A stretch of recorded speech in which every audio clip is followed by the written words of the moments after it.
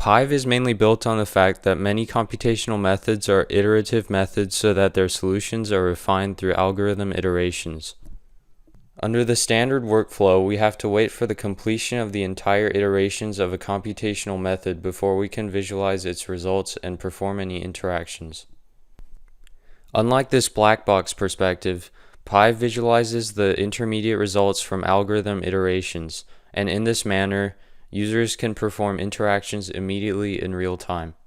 In the following, we show interactive visualization scenarios using several computational methods, such as dimension reduction and clustering methods under the PIVE framework. The first example is the iteration-wise visualization of MDS for handwritten digital data. We customize the scatterplot view in the Fodava testbed system, and in this view, dots represent individual data items, and their 2D coordinates are determined by the MDS output. The size of transparent circles show the variation of the intermediate results over the past iterations, and the polylines represent their trajectories. We can see major changes only occur in the early stages of iterations, and later on the results become stable through the rest of the iterations. It shows that by using PIVE, we can obtain roughly the same visualization much earlier than algorithm convergence. Therefore, the user can quickly obtain most of the information given by MDS at early iterations without having to wait until it converges. Next, we show the interactive visualization of TSNE using a spoken letter dataset. Similar to MDS, starting from significant layout changes, the visualization becomes gradually stable. Under PIVE, we allow users to move points during TSNE iterations, and then TSNE responds accordingly. For instance, we move an entire cluster representing letter C away from the cluttered region.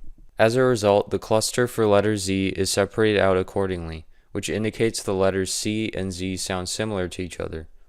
Next, we move data corresponding to letter W, but the neighboring points of letter M and N do not follow the move points. This interaction reveals the letter W does not actually sound similar to M and N, although the initial visualization did not show this. Next, we move the letter Q out of the cluttered region. In response, the letter U is pulled towards the moved cluster. It makes sense because the letters Q and U sound similar but quite different from other letters B, D, E, and so on.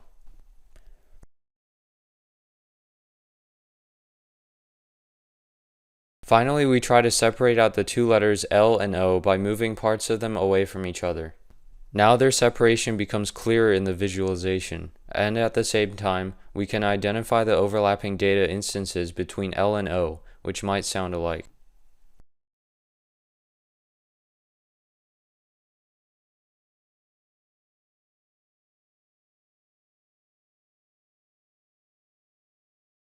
Now we show interactive k-means examples using the CHI paper dataset.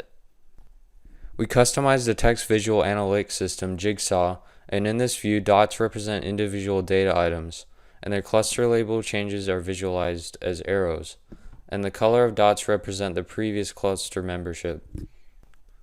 The cluster keywords in a red color represent their increasing importance in the cluster, while the blue keywords represent the decreasing importance. At around the 6th iteration out of 26 iterations in total, the k-means result becomes quite stable with a small number of cluster membership changes. Now we merge semantically similar clusters. Then we split an unclear cluster labeled as interface, computer, and information. As a result of this interaction, the clusters are properly merged and a new cluster, mobile, phone, and device, is created from cluster split, which would not have been found without this interaction.